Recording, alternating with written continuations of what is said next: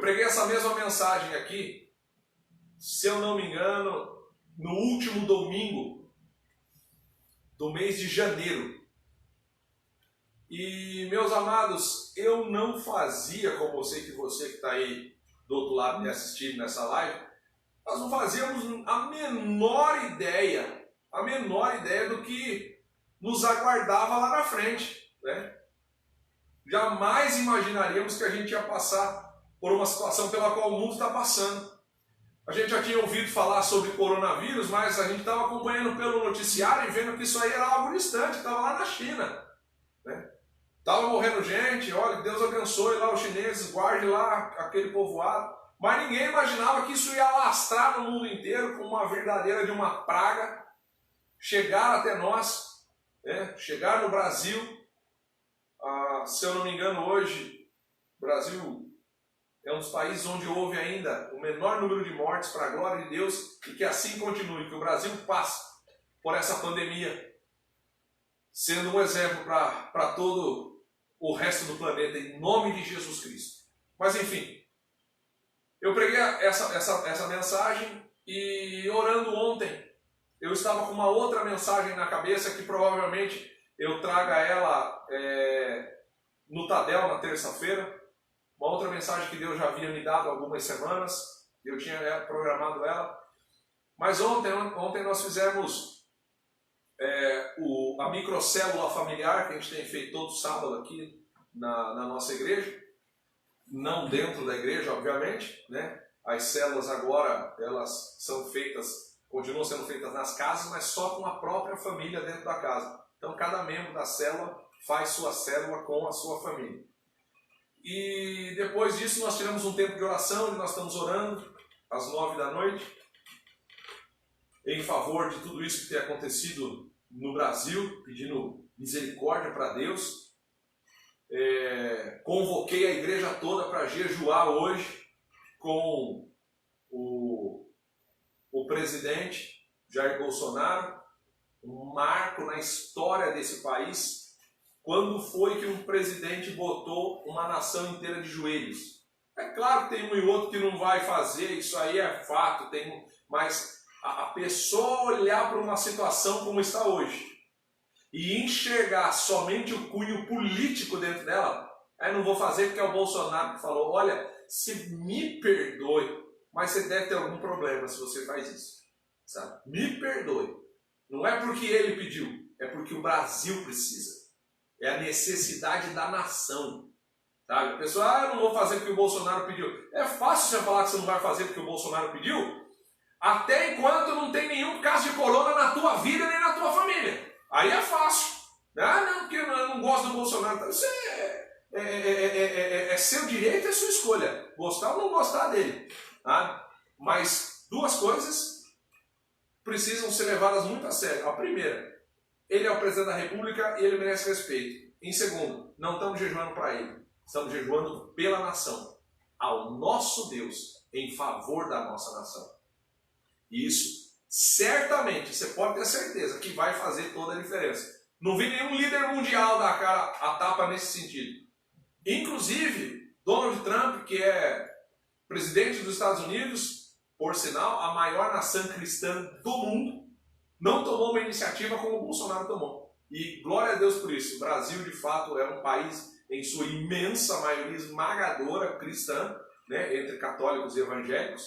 E a posição do presidente foi de muito agrado, principalmente porque ele ouviu o conselho de pastores, pessoas de Deus que estiveram visitando ele na última quinta-feira, lá no Palácio do Planalto. E ele ouviu, atendeu, conclamou a nação, e eu acredito que muita gente orou hoje e jejuou. E oração e jejum diante de Deus, meu filho, é depósito. Está lá guardadinho. Na hora certa, Deus põe a mão e vai agir. Eu creio, Deus já colocou a mão, como tenho falado aqui. Deus já estabeleceu um limite até onde esse coronavírus pode ir. Nós não sabemos qual é, mas Deus já colocou o limite. E eu creio que o clamor, a oração e o jejum de hoje vão fazer toda a diferença para os próximos dias aqui na nossa nação. Ok? Então vamos lá para a palavra de Deus. Texto base está em Abacuque, no capítulo número 3, versículo de número 2. A palavra de Deus diz assim: ouvi, Senhor, a tua palavra e temi. Aviva a tua obra no meio dos anos. Na ira, lembra-te da misericórdia. É o que diz o texto da palavra do Senhor para mim e para você nessa noite. O tema da mensagem que eu vou pregar para você hoje foi a mesma de praticamente 2 meses atrás, sem o estouro do corona. Segura aí. A igreja está sendo saqueada. A igreja está sendo roubada. Preste bem atenção.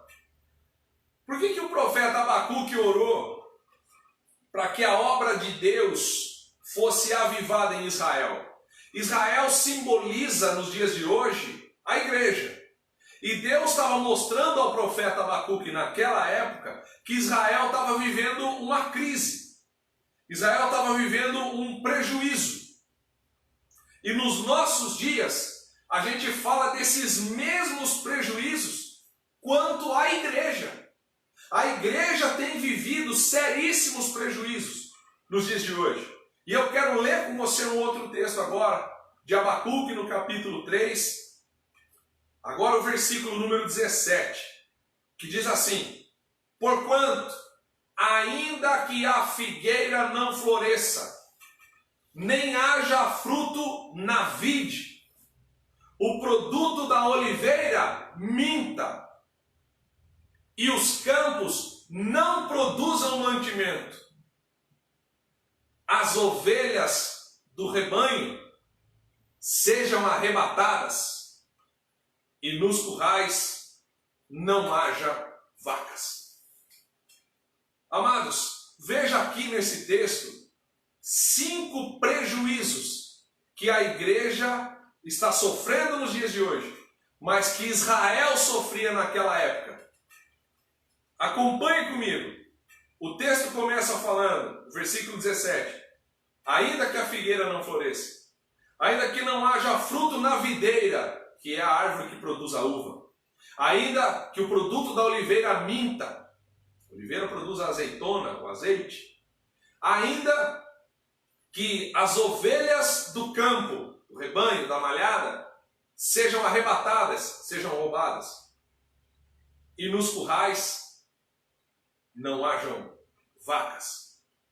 Queridos, 5 prejuízos que a igreja está vivendo nesses dias de hoje, que Israel viveu lá atrás e a igreja vive hoje. Em primeiro lugar, prejuízo na figueira, que o texto começa dizendo: ainda que a figueira não floresça. Queridos, na tipologia bíblica, um dos símbolos que a figueira tem é a cura.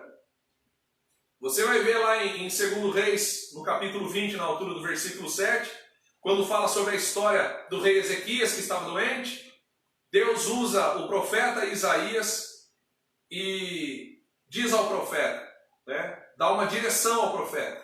No versículo 7 você vai ver Isaías dizendo ao rei: tome uma pasta de figos. E tomaram essa pasta, passaram na chaga, na enfermidade do rei, e o rei foi curado. Um dos símbolos da figueira na Bíblia, justamente, é a cura. Quando Abacuque diz que ainda que a figueira não floresça, ele dizia acerca da cura da igreja. Queridos, isso aqui é um prejuízo sem tamanho. Agora, imagine uma igreja doente. Pensa comigo, uma igreja toda doente. Só que é exatamente o que tem acontecido. E não estou falando de coronavírus aqui não. Não estou falando de Covid-19 não. Sabe? Algumas igrejas estão cada dia mais doentes. A igreja doente, ela representa uma igreja fraca. Ela representa uma igreja sem vida. Ela representa uma igreja de crentes que não aguentam nada, que desistem por qualquer coisa, que por qualquer motivo abandonam a fé facilmente, sabe? crentes que não sabem o que é renúncia, que não sabem o que é sacrifício. Qualquer luta já é suficiente para desistir de tudo, sabe? Tem um texto de Tiago, no capítulo 5, versículo 16, que diz assim: confessai as vossas culpas uns aos outros e orai uns pelos outros, para que sareis. A oração de um justo pode muito em seus efeitos. Meu irmão, as igrejas estão cheias de crentes doentes, minha irmã, porque a maioria deles ainda não aprendeu a confessar o seu pecado, se humilhar, se prostrar, se arrepender verdadeiramente. O texto até ensina aqui a você confessar sua culpa um ao outro, para que haja o quê? Cura, para que sareis. É claro, queridos, que perdão você pede a Deus, e só Deus tem poder de perdoar pecados a título de salvação. Por isso nós pedimos perdão a Deus. Se humilhar, se prostrar, se arrepender, só diante do Senhor, para a salvação. Mas tem muita gente que está doente dentro da igreja, porque ainda não aprendeu a pedir perdão para o próximo. Não aprendeu ainda a se consertar depois que erra. Quanta gente faz assim? Vai lá, comete um erro, e depois quer no dia seguinte olhar para a sua cara e continuar a vida como se nada tivesse acontecido. Porque não sabe pedir perdão. Quanta gente doente dentro da igreja porque não sabe liberar perdão quando alguém pede. Sabe? E aqui eu digo para você, enquanto você viver guardando pecado dentro de você, sem colocar para fora aquilo que está te ferindo, ou aquilo que te feriu, você vai ficar doente. E a tendência de uma doença que não é curada, sabe qual é? É a morte. O texto está dizendo, se você está vivendo uma vida de pecado, se você está vivendo uma vida doente por conta do pecado, você pede perdão a Deus, mas você se confessa com os outros. É claro, você não vai sair confessando pecado, meu amado, minha amada, para quem você não conhece ou para qualquer pessoa que simplesmente aparece na tua frente. Confissão de pecado é para pessoas que você confia. No caso aqui da igreja que eu sou pastor, uma igreja em células, eles são ensinados. Tem algo para confessar, tem algo que eu fiz que está me fazendo mal, que não está agregando na minha vida. A primeira coisa, eu vou procurar meu líder de célula. Alguns deles têm um discipulador ou uma discipuladora que se reúne com eles uma vez por semana. Como eu também tenho, como eu tenho discipulador e discípulos abaixo de mim. E a reunião é feita de maneira... Agora nós estamos passando ela para quinzenal. Está tudo paralisado ainda por conta do corona. Mas de 15 em 15 dias, se reunir com os discípulos, ouvir deles um relatório semanal via WhatsApp.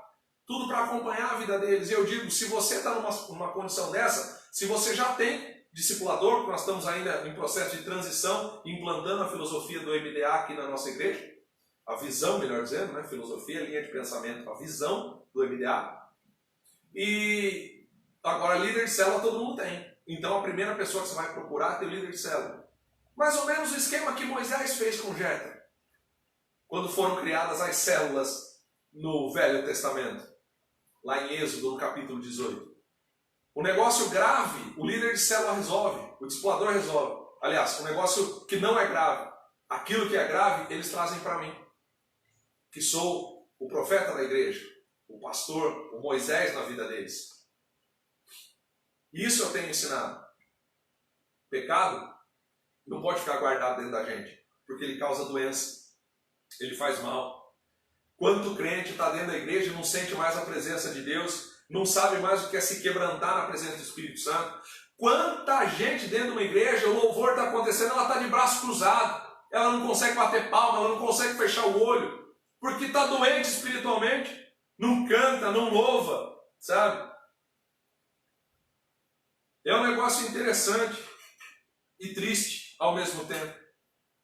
Talvez você esteja me assistindo nessa live e esteja pensando, pastor, eu estou passando exatamente o que você está dizendo aí. E eu digo para você, se você está nessa situação, o Espírito Santo te cura hoje, em nome de Jesus. O segundo prejuízo que a igreja está vivendo nesse tempo, Israel viveu lá e a igreja viveu hoje, é o prejuízo na videira. O texto diz, ainda que não haja fruto na videira. A videira, ela produz a uva, que produz o vinho. E o vinho, ele era o artigo mais importante de qualquer celebração naquela época em Israel.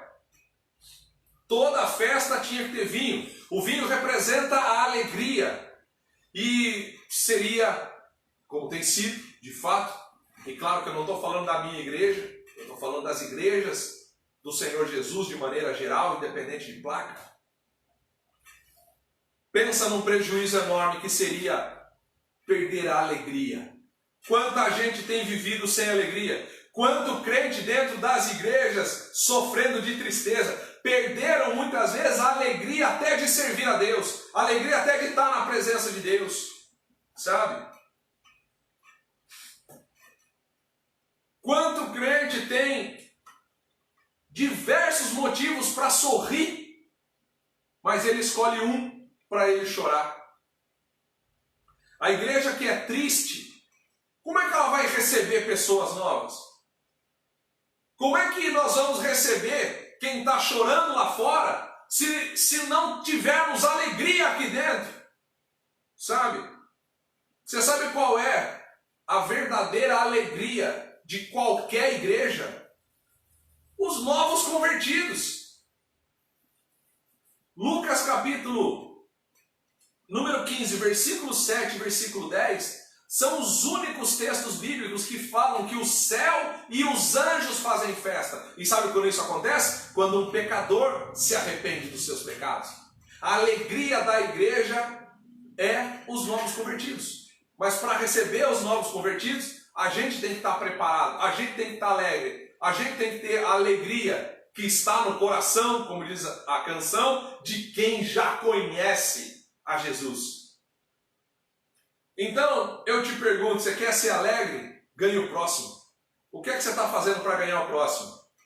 Responde para mim. Fala, pastor, será mesmo que a alegria da igreja é ganhar o próximo? Vou dizer para você, como seria a sua reação se você soubesse que hoje a tua família inteira entregou a vida para Jesus?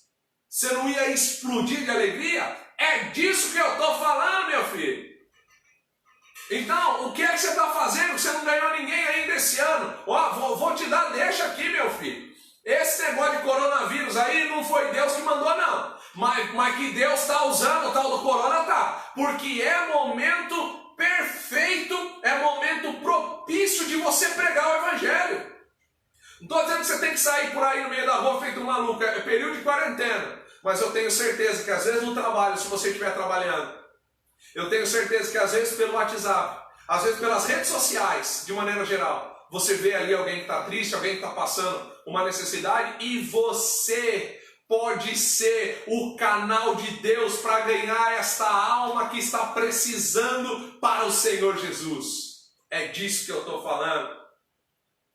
Se você deixar, marca bem isso que eu vou te dizer agora.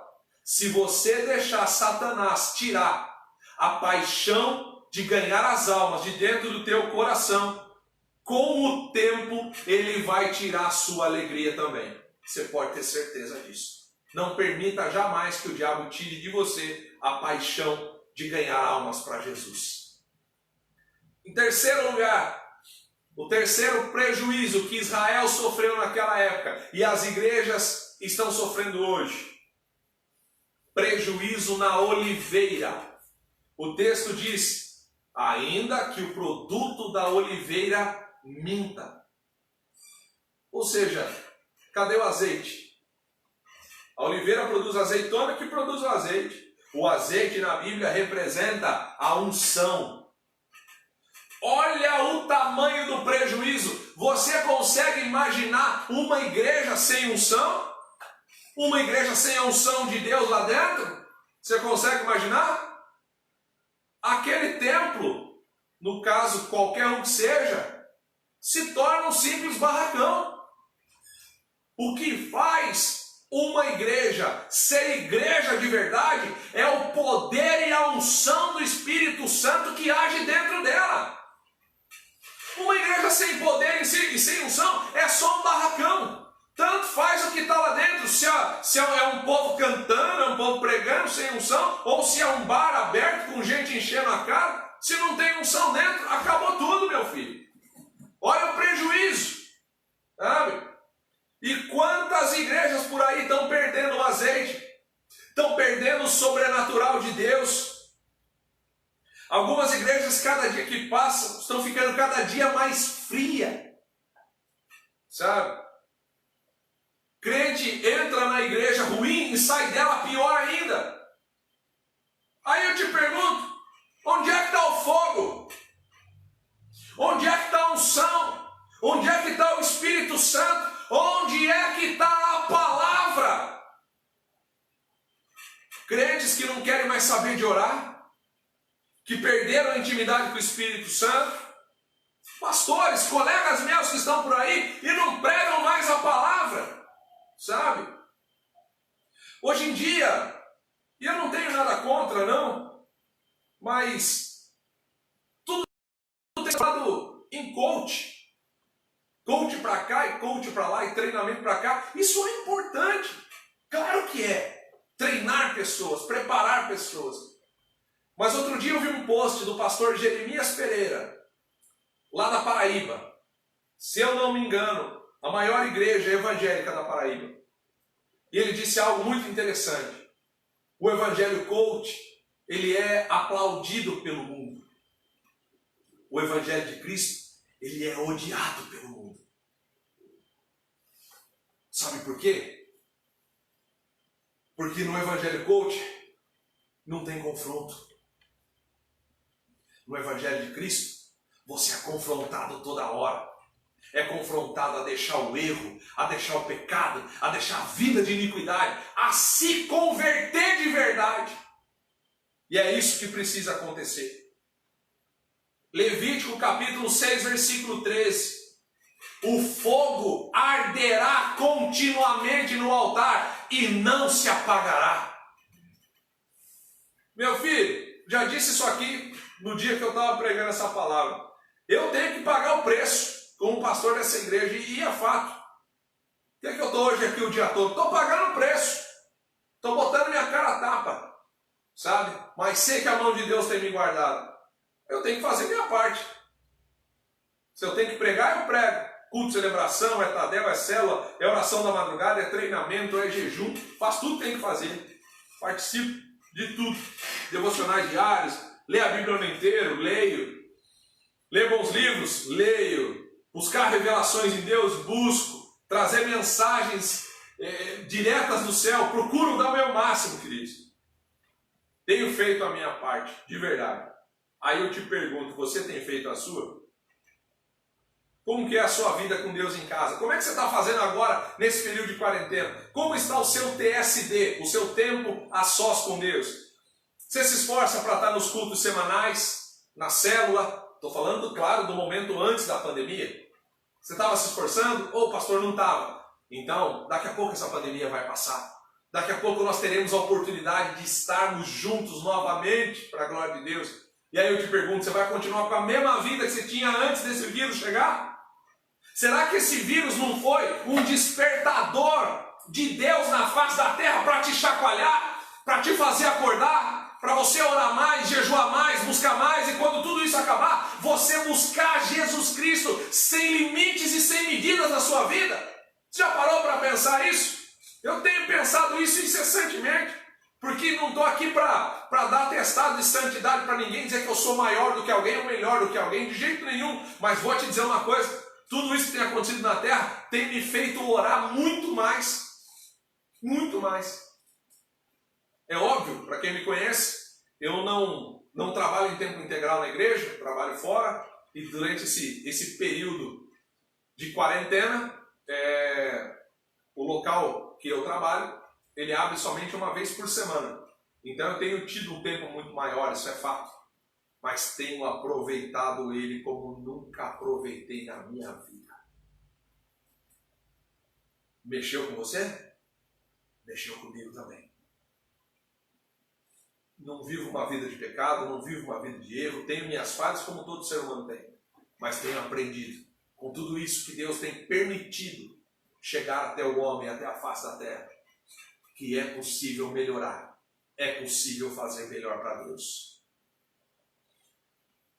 Você não pode ficar só com aquilo que você recebe aqui, seja no culto, quando ele é presencial, ou seja aqui na live. Você tem que ir além. Se você ficar só com aquilo que você recebe na igreja, me perdoa, você não vai esfriar, você vai congelar. Tá? Te dou aqui um exemplo. Quando você vai para um consultório médico e recebe o diagnóstico de uma enfermidade, e aquilo é cirúrgico. Eu aprendo que às vezes pode até não ser cirúrgico, mas ser uma injeção. Você faz isso lá no consultório. Você toma a injeção lá, você passa por uma cirurgia dentro de um hospital. Só que quando você sai dali, você sai da sua mão com uma receita de um remédio. E o remédio você toma onde? Na casa. Na casa. Para manter o fogo do Espírito Santo aceso, é necessário derramar o azeite lá em casa.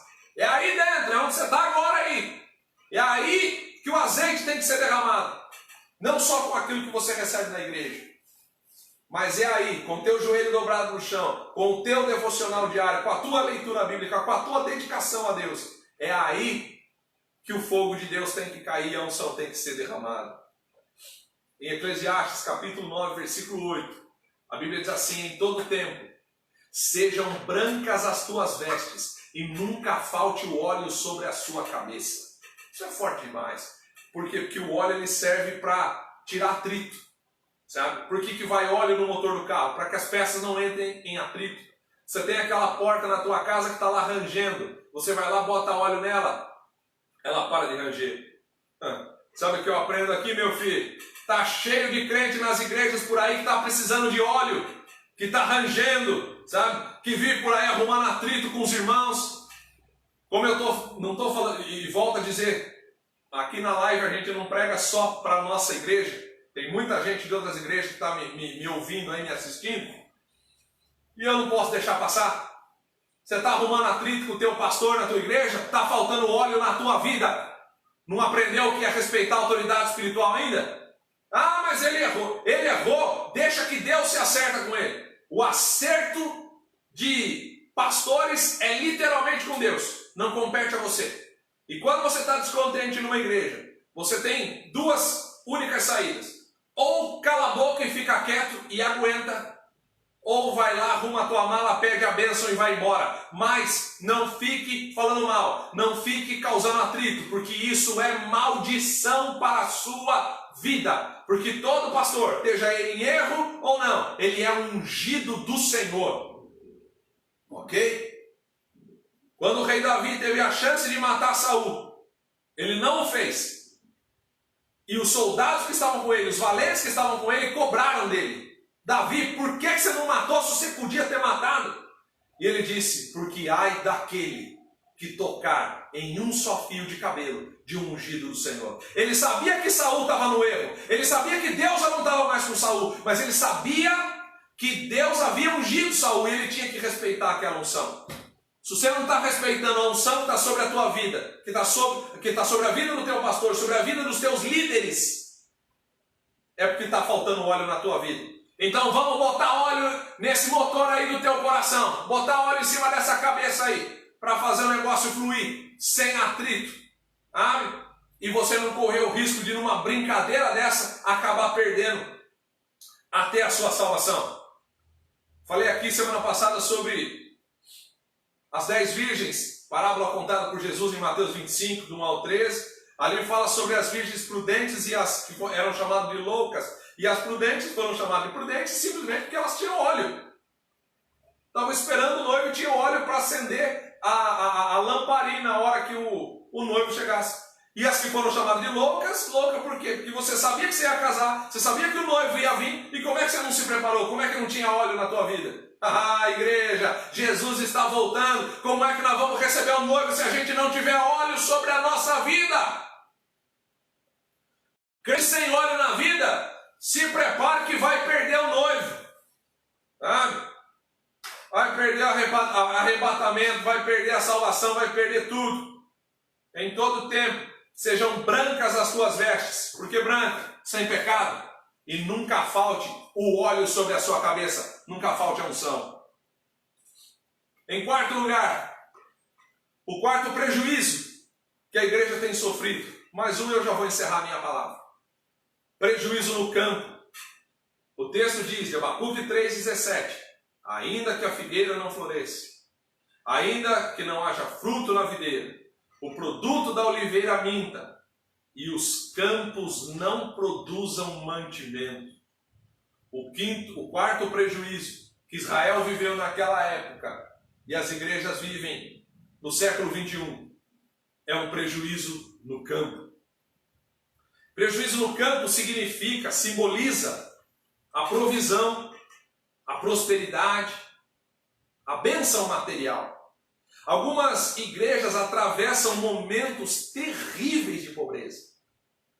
Crentes que não são dizimistas, que não são ofertantes, que são pobres materialmente, porque eles se fazem pobres no seu conhecimento. E meu filho, é Bíblia Sagrada, Oséias 4,6. O meu povo foi destruído porque lhe faltou o conhecimento. Deixa eu dar uma palavrinha para você que está me vendo agora. Saiba disso. O diabo não tem poder de te destruir. O homem não tem poder de te destruir. Mas a falta de conhecimento tem o poder de te destruir. Então, seja sábio. Pessoas pobres de maturidade. Sabe? Queridos, agora é momento de você manifestar a tua fé. É momento de você ajudar a tua igreja, sabe? Tua igreja está precisando de você agora mais do que nunca. Ou você acha que porque entramos em pandemia e quarentena, você acha que não vai ter despesa mais? Você acha que não? Já falei aqui com membros da nossa igreja. Tudo segue normal, meu filho. As despesas mensais da igreja. O aluguel que a gente tem, um aluguel caríssimo aqui no salão, onde a gente faz os cultos. Fora as despesas, água, luz, telefone, internet, mais as despesas de coisas que são compradas para a manutenção da igreja. E como eu estou pregando para pessoas que não são só da minha igreja aqui, tua igreja precisa de você, mesmo que ela já esteja construída no templo próprio. Não é porque ela construiu, você precisa sim. Precisa sim. Sabe? Tem seus compromissos que precisam ser acertados. Tem lá muitas vezes um pastor, uma pastora, tem lá uma família pastoral que vive da obra e precisam de ajuda. E aí? Você vai se acovardar agora? Seja fiel a Deus. Seja fiel a Deus. Porque ninguém perde nada sendo fiel, só ganha. Você precisa ser dizimista e ofertante pelo simples fato de que a bênção do dízimo e a bênção da oferta, elas em primeiríssimo lugar refletem na sua vida. Deus disse que vai repreender o devorador na igreja, o devorador é na tua vida que vai ser repreendido. A igreja ela passa a ser abençoada a partir do momento que você é fiel, sim. Mas o primeiro a receber o galardão de Deus pela fidelidade não é a igreja, é você. Então seja fiel a Deus. Sabe?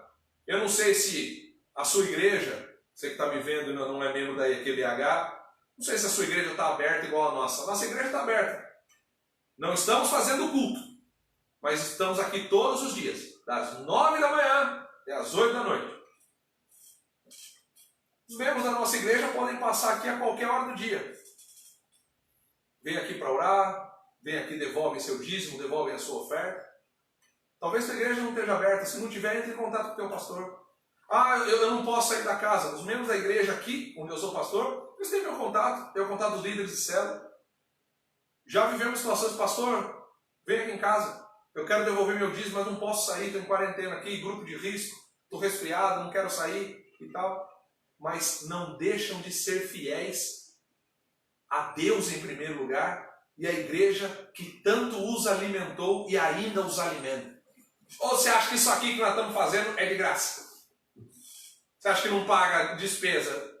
Como já falei aqui na live de quinta, estou aqui dentro da igreja, meu filho. Isso aqui é meu gabinete pastoral. Você acha que isso aqui não tem custo, além do aluguel, água, luz, enfim, internet, tudo isso?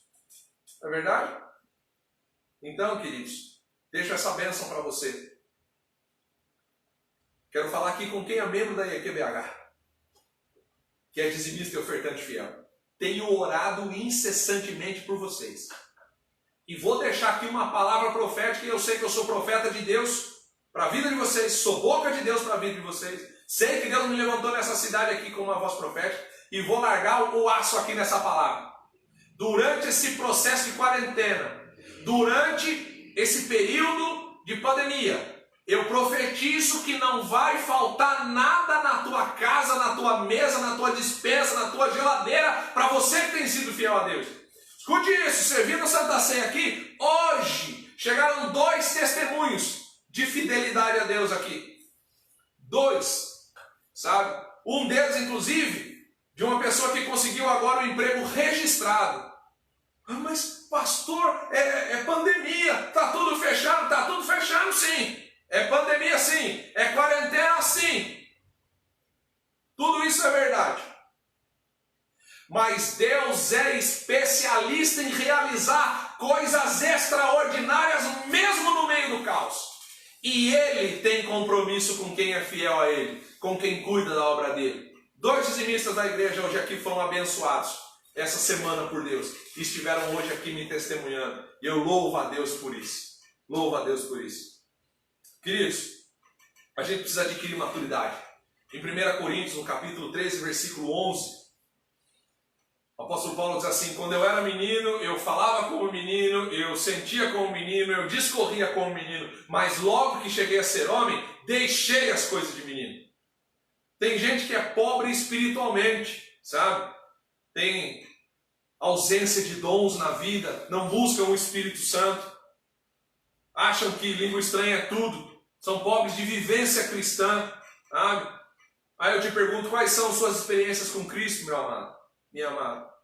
Como é que você ajuda a sua igreja a ser a igreja que Cristo deseja?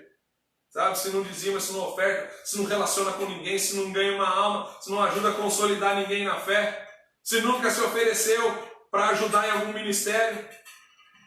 Não estou, né, mais ajudar em ministério, mas estou falando nada de show não. Chega na igreja, todo mundo quer ir pro louvor. Eu quero tocar, eu quero cantar. O cara com a voz pior do que uma taquara rachada, Deus não chamou ele para aquilo e quer insistir. E eu sou testemunha viva disso. Que quando eu cheguei na igreja, o meu sonho não era cantar não, porque eu sempre fui ciente de que para cantar minha voz é horrível. Sempre fui ciente da minha desafinação. Mas eu sonhava em ser baterista. E Deus permitiu que eu fizesse parte do grupo de louvor por um tempo. Só para eu aprender e para Ele me ensinar. Que eu sou um péssimo baterista. Olha, tranquilamente, pelo menos assim, uns 2 cultos eu me lembro assim de eu estragar o louvor do culto inteiro. Porque eu fazia os caras perder o tempo, eu não tocava direito e tal, e eu fazia aula 2, 3 vezes por semana. Mas Deus me chamou para aquilo, queridos. Não era aquele o meu alvo. Então, eu não estou falando de show. Eu estou falando de muitas vezes você ajudar onde ninguém ou pouca gente ajuda na tua igreja. Por que você não chega para o teu pastor e fala: pastor, cadê a vassoura? Cadê a